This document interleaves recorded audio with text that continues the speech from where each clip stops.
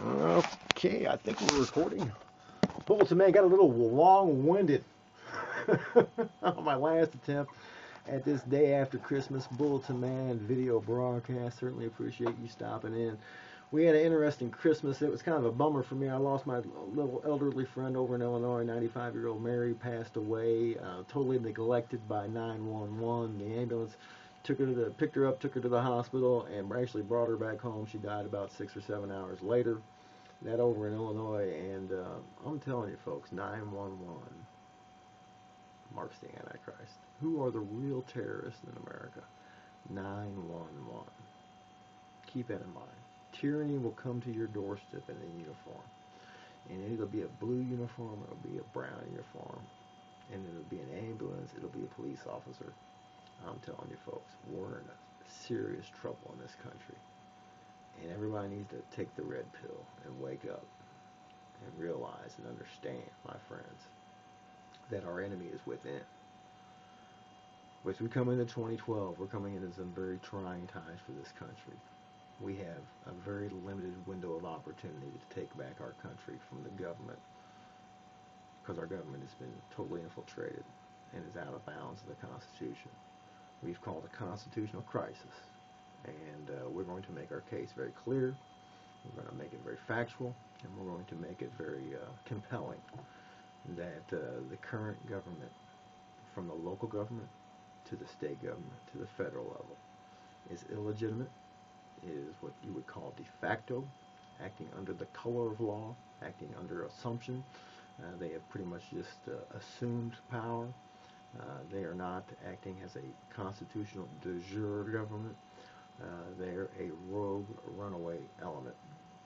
Every one of our elected leaders and police officers thereof take an oath to uphold the Constitution of their respective state and the United States of America. The problem in America today is no one is upholding their oath to the Constitution. Thus, we have to declare a constitutional crisis. Our rights are derived from God. The only point and purpose of our government is to protect and maintain our God-given individual rights. Okay?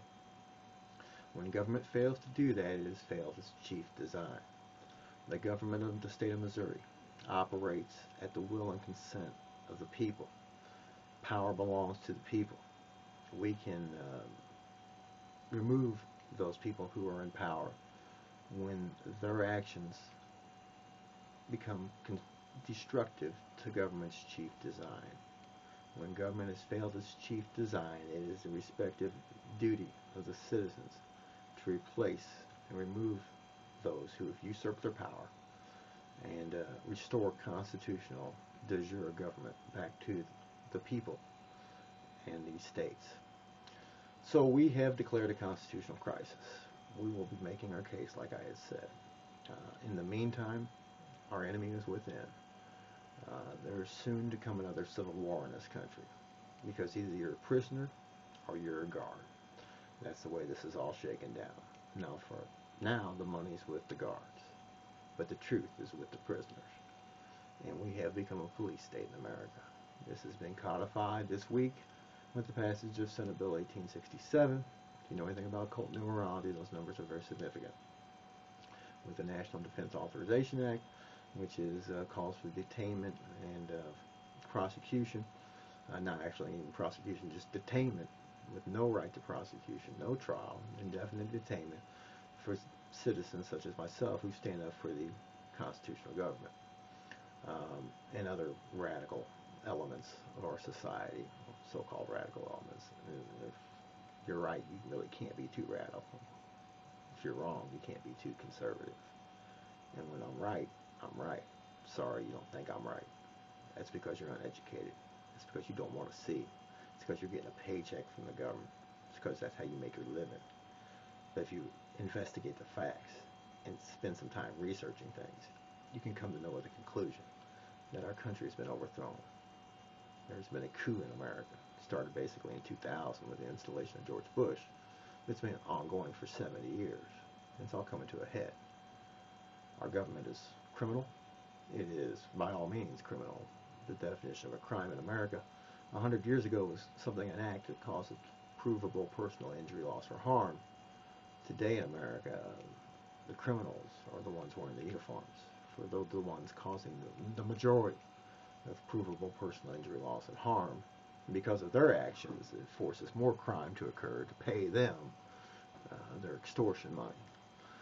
They act outside the bounds of the Constitution, and the thing about it is they take an oath to uphold the Constitution.